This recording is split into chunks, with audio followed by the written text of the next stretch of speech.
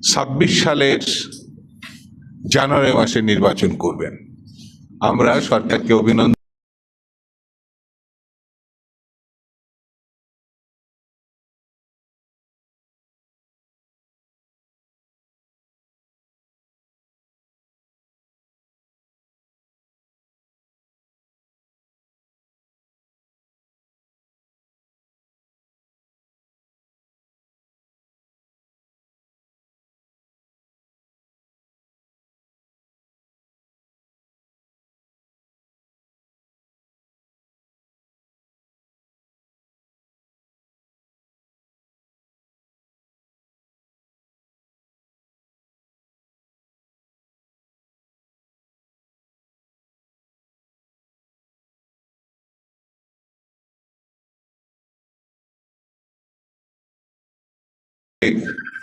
যে দাবিতে আমাদের ছেলেমেয়েরা আত্মহত্যা দিয়েছে স্বৈরতন্ত্রের পতন ঘটিয়ে গণতন্ত্র উত্তরণের জন্য, সেটিতে বাদ দেওয়া যাবে না, সেটিতে ভোলা যাবে না, সেটি কোনোভাবে গ্রহণযোগ্য না।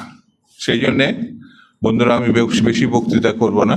এই আগস্টে দাঁড়িয়ে আমাদের শপথ নিতে হবে, যতক্ষণ পর্যন্ত নির্বাচিত সরকার প্রতিষ্ঠা করতে না পারবো ততক্ষণ পর্যন্ত আন্দোলন অব্যাহত থাকবে। এই আন্দোলনের পরিসমাপ্তি হবে না। জবাবদিহি সরকার মানুষের কাছে প্রতিশ্রুতিবদ্ধ থাকে, জবাবদিহি সরকার আইন মতো চলে, জবাবদিহি সরকার বিশ্বের সমর্থন পায়, জবাবদিহিমূলক সরকার হেলাপালার কোনো বিষয় না। মানুষের ভোটে, মানুষের সমর্থনে, মানুষের ইচ্ছায় পরিচালিত হয়।